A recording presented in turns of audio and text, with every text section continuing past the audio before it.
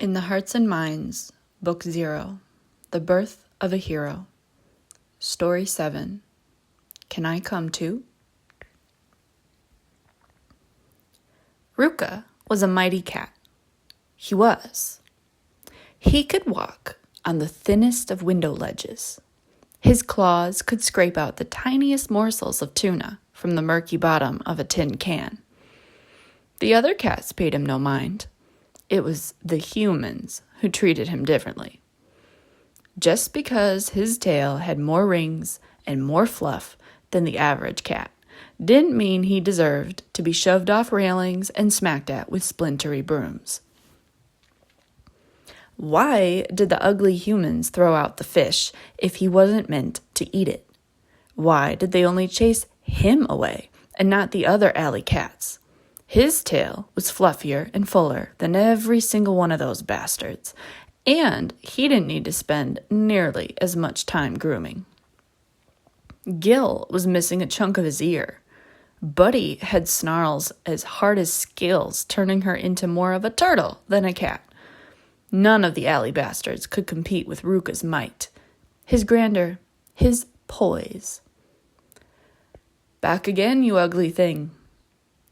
This kind human was often a little confused about the meaning of ugly, but at least his gift-giving was honest. If Ruka was not the handsomest, fluffiest of all, then why would he be offered fine delicacies on a shiny plate? Unlike the alley bastards, Ruka ate chicken and pork off of a pristine surface, not moldy bread and stinky tuna cans thrown down to the alley floor. All he had to do was knock on this window. The kind human was alone today.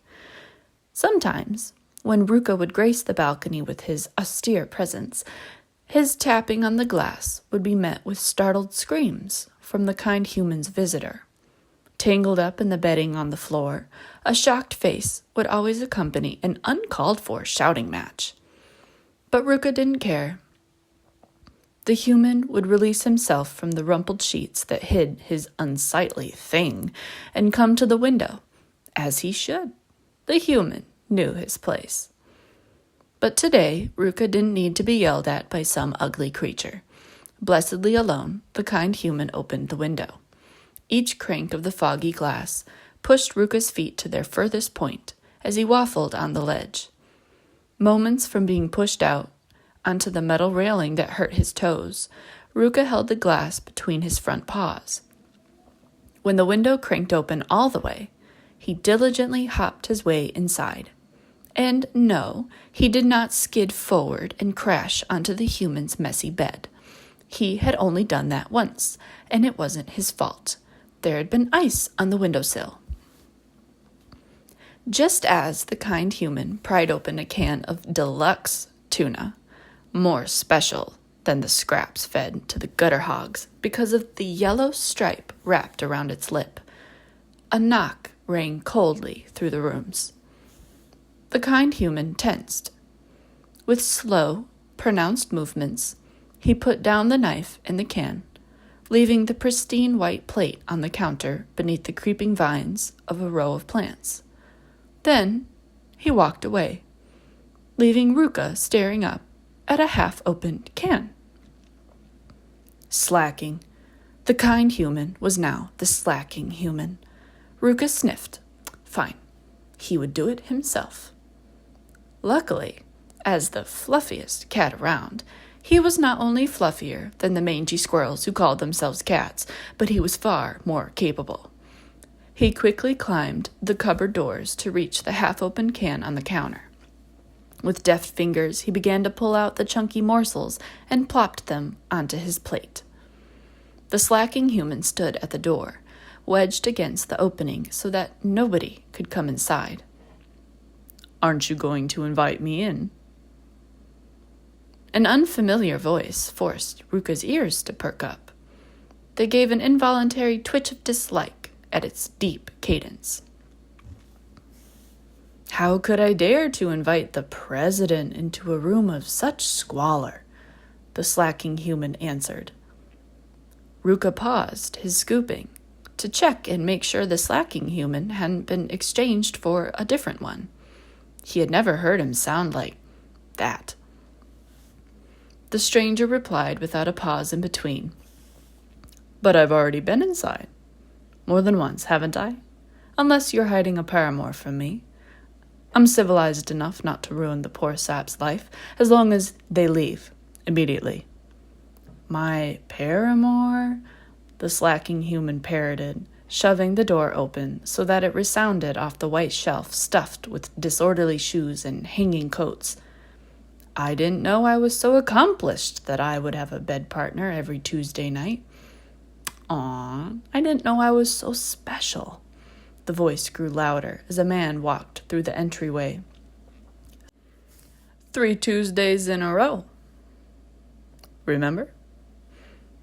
Of course, the slacking human purred, face otherwise still and weird. Ruka stared at him, a fan of tuna flakes sticking from his jaw and wetting the fur on his chin. As the slacking human turned, he noticed Ruka on his counter, shrouded by the foliage of green stems peeking out of dusty glass cups. If all you need is the can, he said, voice peaking in annoyance as his hand wove through his stubby bangs, then why do you insist on coming inside? I'll just throw you a can from now on. Ruka had never been more disappointed. Was the disappointing human going to throw his dish outside on the dirty cobbles as well? He pinned the man with an unimpressed stare, slurping up the last of his flake stash. Why is there a badger on your counter? The stranger appeared around the bend, giving Ruka his first glimpse of the man who had rudely interrupted his dinner time. The disappointing human scoffed. It was so abrupt that both Ruka and the stranger winced in sympathy for his throat. Do you know what a badger is?